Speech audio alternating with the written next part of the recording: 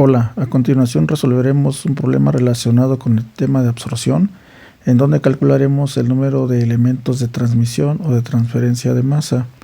El problema dice lo siguiente: para separar el 96% de propano contenido en una mezcla propano-aire de composición 22% en volumen de propano, se absorbe en un hidrocarburo no volátil de peso molecular 250. Empleando una torre de absorción rellenas de anillos Raschig de 1.5 pulgadas, la velocidad másica de la corriente gaseosa que entra por el fondo de la torre es G igual a 40.000 kilogramos metro cuadrado por hora, y la de líquido que entra por la cúspide L igual a 75.000 kilogramos metro cuadrado por hora.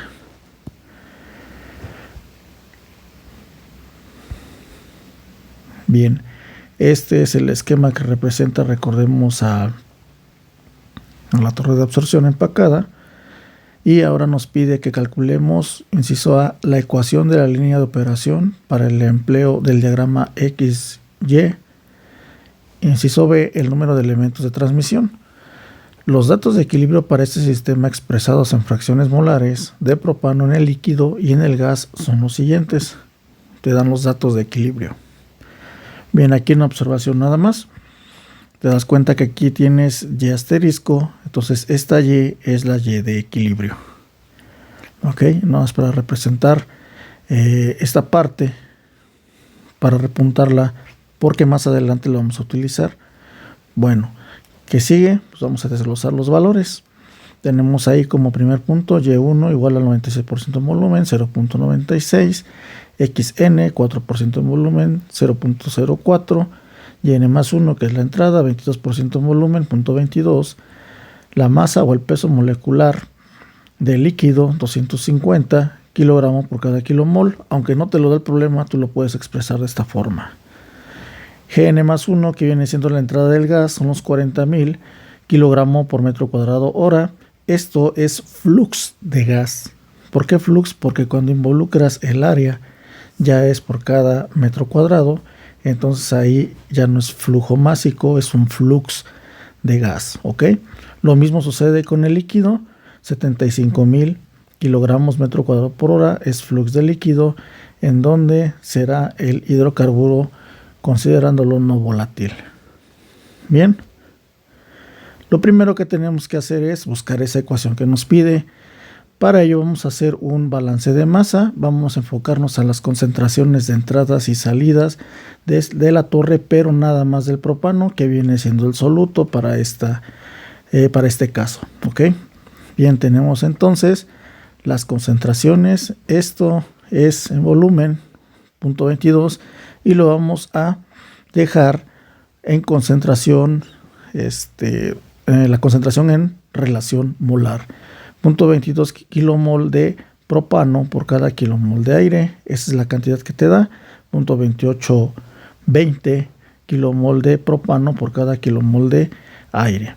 Tenemos XN, como estamos haciendo énfasis nada más al propano, XN sale con la parte líquida de acuerdo a tu esquema, pero en este caso, como quiero saber la cantidad que hay de propano en el aire para esta concentración, lo que hago es multiplicar esa concentración XN por lo que está entrando en sí de propano, ¿ok?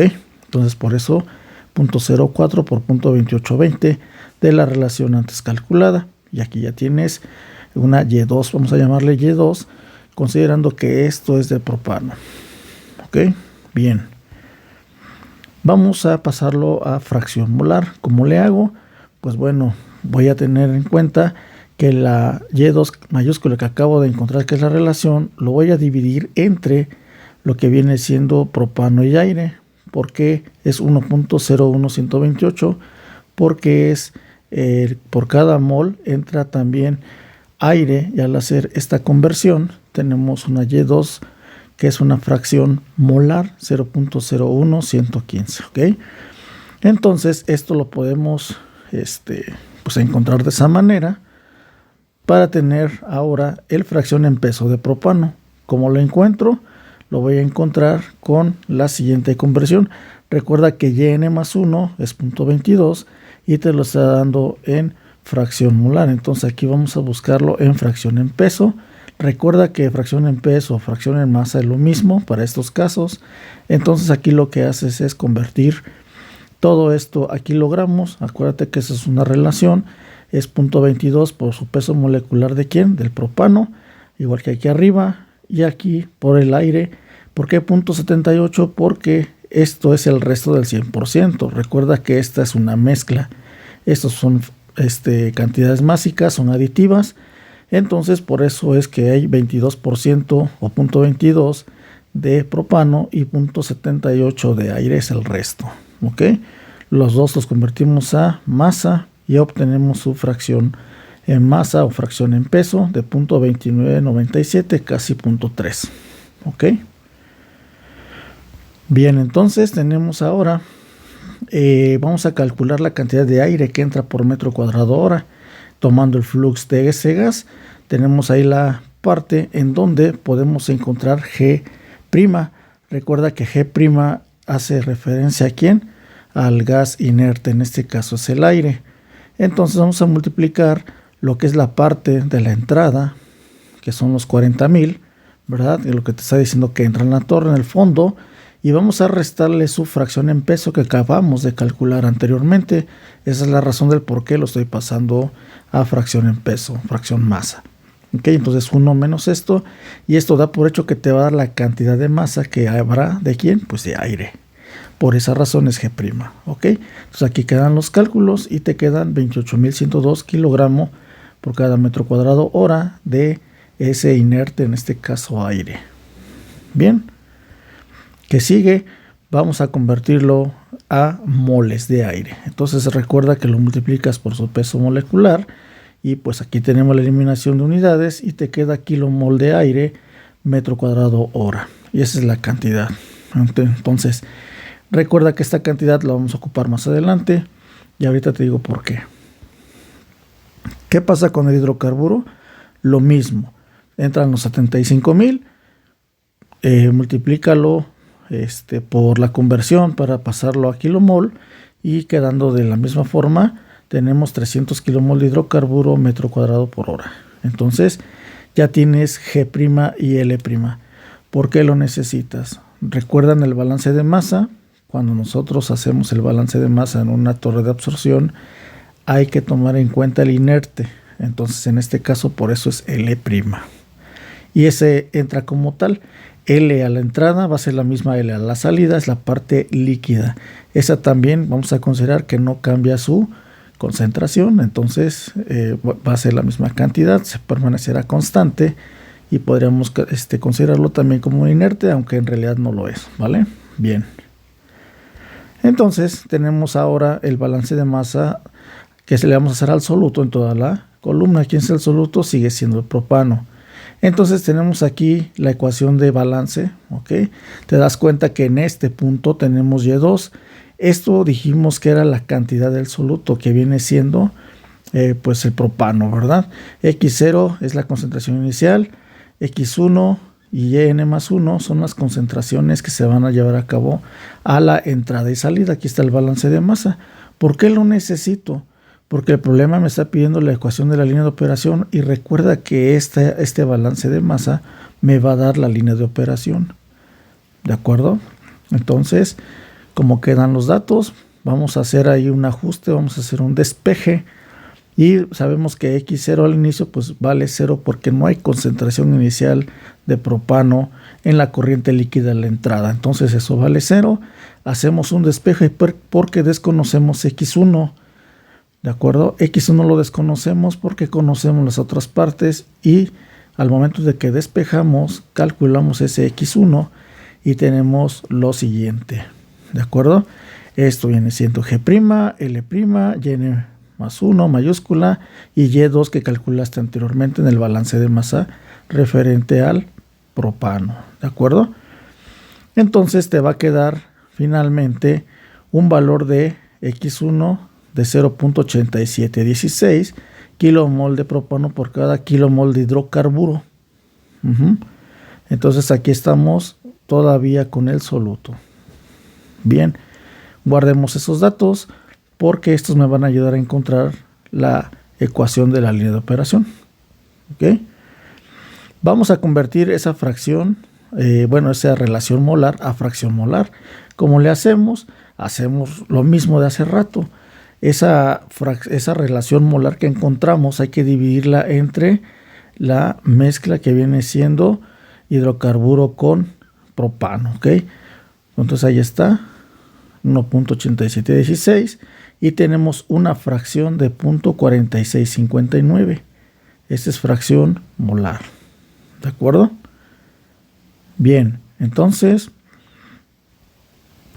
lo siguiente que viene es nuevamente establecer la ecuación del balance de masa, pero dado en un punto cualquiera de la columna.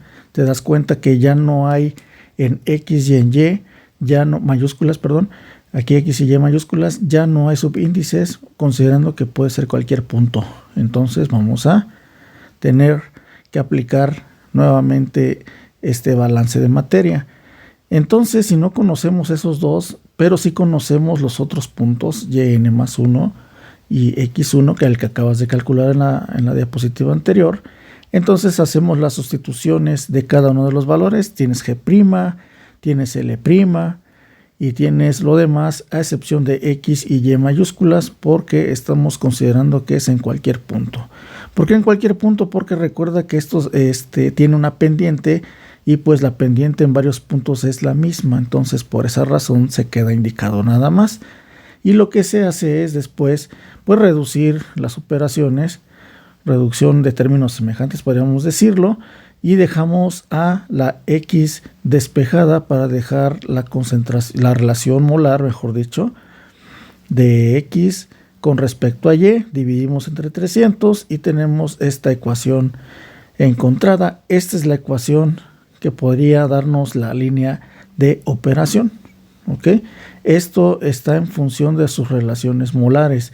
Si lo quieres dejar en sus fracciones molares, pues simplemente sustituye lo que es la relación molar y te queda de esa forma.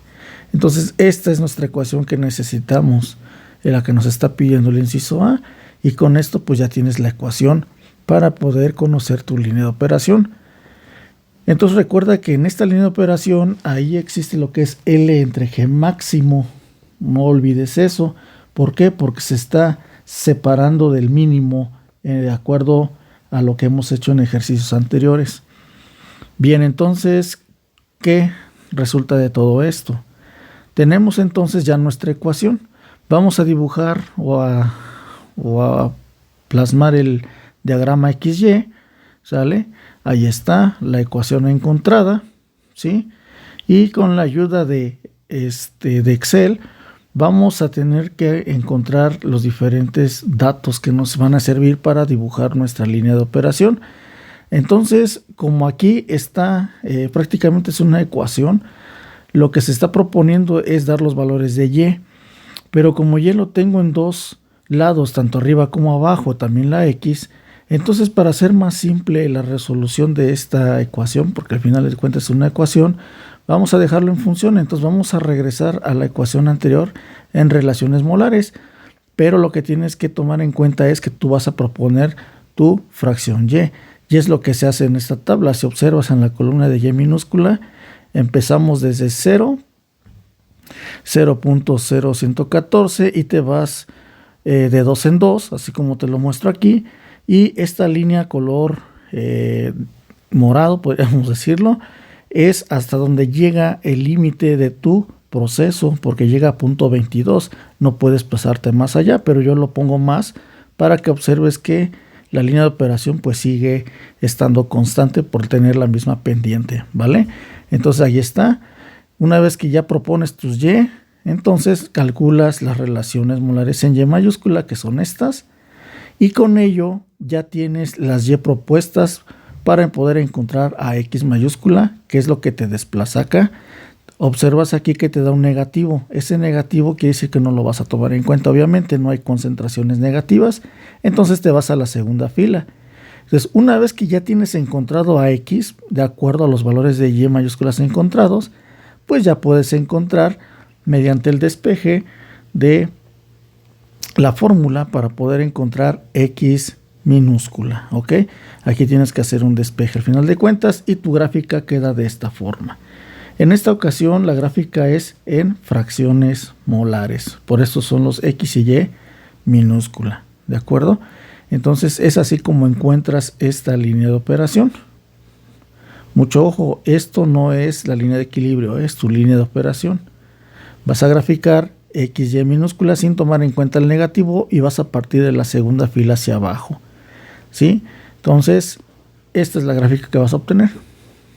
Bien, entonces con esto ya tienes la parte de la línea de operación. ¿Qué pasa con el diagrama de equilibrio? Regresamos a los datos que inicialmente te dio el problema.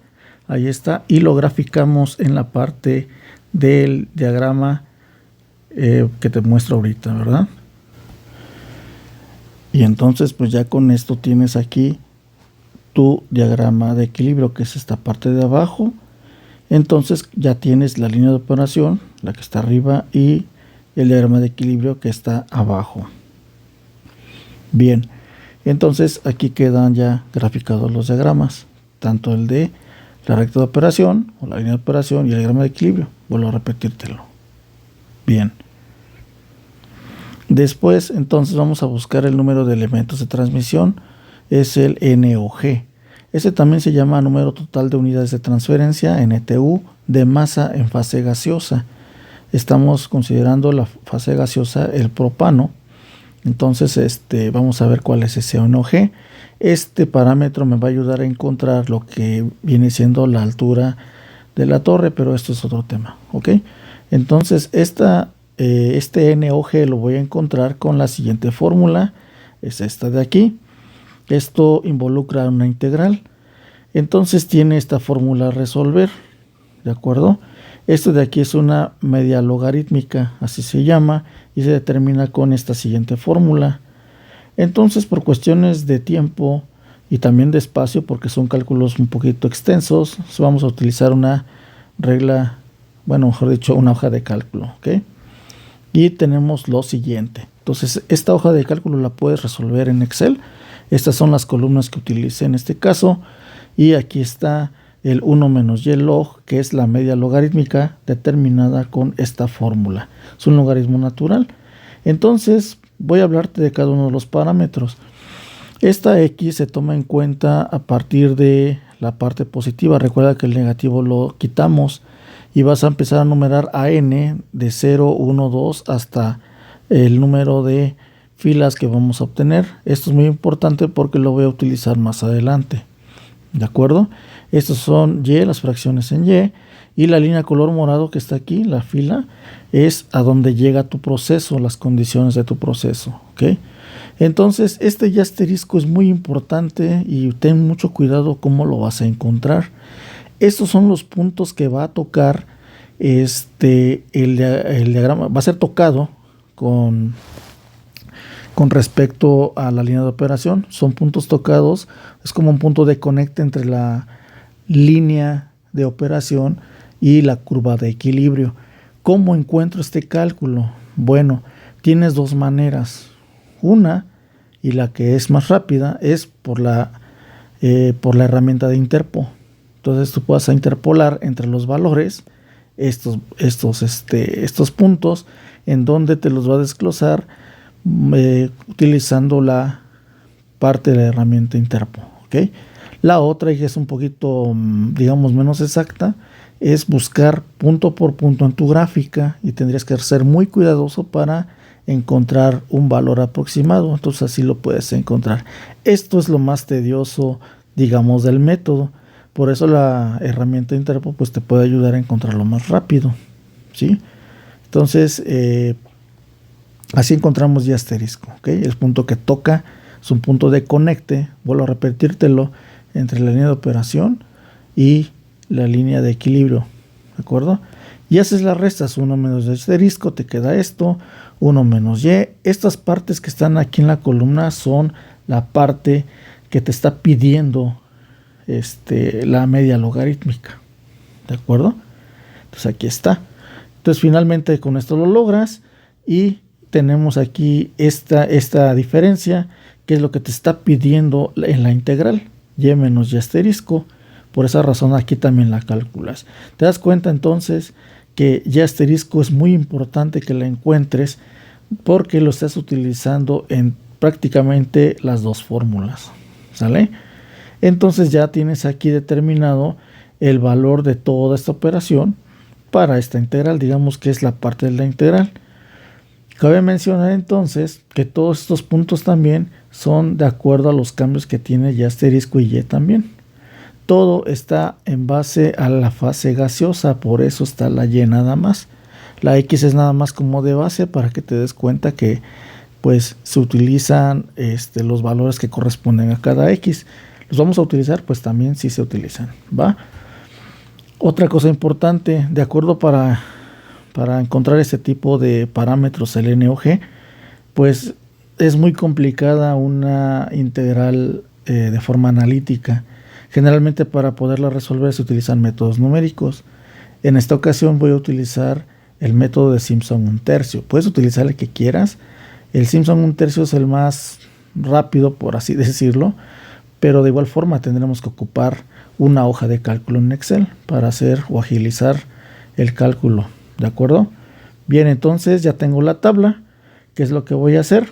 Bueno, voy a resolver ahora la integral porque estos son los valores de la última columna. Estos son los valores que me interesan para poder resolver mi integral, ¿de acuerdo? Bien, entonces tenemos lo siguiente. Regresando un poco a la parte de las gráficas, se dice que las unidades de transferencia es un punto que toca con la línea de equilibrio y la línea de operación, son rectas verticales. Entonces esta tablita que te pongo precisamente es obtenida de esos puntos que toca entre la línea de operación y cada uno de los valores de la curva de equilibrio. Entonces, en pocas palabras, estos puntos los saqué de la tabla anterior, ¿sí? Son puntos que tocan. En pocas palabras, te va a quedar esta fórmula. Esta gráfica. ¿Sale? Entonces, esto de aquí, lo que está conectándose, digamos, entre la curva de equilibrio y la línea de operación, son los puntos dados aquí. ¿Ok? Entonces, todos esos puntos son los que tocan y hacen un conecto entre esto. ¿De acuerdo? ¿Esto para qué me sirve? Simplemente para que te des cuenta que esto puede relacionarse entre la parte de y asterisco, y aquí es donde entran los famosos coeficientes K de transferencia. Pero bueno, eso ya es otro tema. Posteriormente vamos a tratarlo, pero de entrada es esto, ¿no? Que hay una relación aquí entre la y asterisco y la y de operación. Sí, y aquí ocurren las famosas capas límite y todo ese rollo. Entonces, no me quiero adentrar mucho con esto, más adelante lo explico. Esto nada más es para representar las relaciones entre la de operación y la de equilibrio, ¿sale? También aquí puedes utilizar esta misma con las etapas. Puedes saber cuántas etapas de equilibrio tú las puedes sacar. No es necesario las etapas de operación aquí, no te las está pidiendo. Solamente te dice búscame n o g y ya, ¿sale? Bien, entonces queda así la gráfica. Esto también lo puedes hacer en una hoja de cálculo. Gráficas una serie extra a tus dos gráficas que ya tenías. Con estos puntos y prácticamente esa serie te la va a graficar de esta manera, ¿vale? Bueno, entonces continuando, vamos a ocupar el método de un Simpson 1/3. Esta es la fórmula. Recuerda que es una ecuación aproximada que te va a ayudar a encontrar pues esa derivada, esa integral, ¿de acuerdo? Entonces tenemos aquí que definir un h, que es el intervalo, acuérdate, b menos a entre n, b y a son los límites de la integral. ¿Cuáles serán los límites? Bueno, vamos a ir nuevamente con la tabla. Presentas tu tabla, aquí están los n, que va de 0 a 9, son 10, digamos 10 intervalos. Entonces, en este caso, pues vas a tener que pues hacer la sustitución de la fórmula en pocas palabras. Entonces, ya que tienes esto definido, vas a calcular h. H sería b menos a entre n. ¿Quién es b y quién es a? B viene siendo el límite superior, que viene siendo 23, este de acá, 0.09, menos a, que viene siendo 88, entre el valor de n, que son 10. ¿Por qué? Porque son 10 intervalos. Acuérdate que va de 0 a 9, no se te vaya a pasar, es de 0 a 9, son 10 intervalos. Bien, entonces te da este valor de h, ya lo tienes acá, lo divides entre 3, ese es el valor. Vas a buscar f de a. F de a es el valor que tiene la función en a. Acuérdate que dijimos que era a, es este valor. F de b es este de aquí. Y vas a hacer la multiplicación de 4 veces la sumatoria de los números impares. ¿Quiénes son los impares? De acuerdo al número que defines en n. ¿Ok? Hay una disculpa, se movió aquí por la cuestión de la edición. Aquí es 4 veces la sumatoria de los impares. Entonces es multiplicar 4 veces. Aquí está el 4 afuera. Y suma los impares. Vas a sumar el 1, 3, 5, 7 y 9. Los valores. Estamos trabajando sobre esta columna. Y después te dice que es más 2 veces la sumatoria de pares. ¿Quiénes son los pares? Vamos a empezar del 0. 0, 2, 4, 6 y 8. ¿Ok? Y nos da este valor, 332.766076. Y lo que haces finalmente es resolverlo mediante esta operación, h entre 3, aquí está, que multiplica a la sumatoria de todo esto de acá. Entonces, al hacer esa operación, ¿sale? Nos da un valor de 6.04600. Y prácticamente eso viene siendo un NOG de 6.04. Y con esto concluimos lo que nos pide el problema, ¿sí? Ya en algunos ejercicios te puede pedir la altura, entonces este NOG, si no lo tienes que calcular de esta manera. Entonces, si te das cuenta, ya los ejercicios se van un poco más elaborados, ¿no? Pero bueno, de esa manera queda y ojalá haya quedado claro. Muchas gracias por tu atención, nos vemos pronto.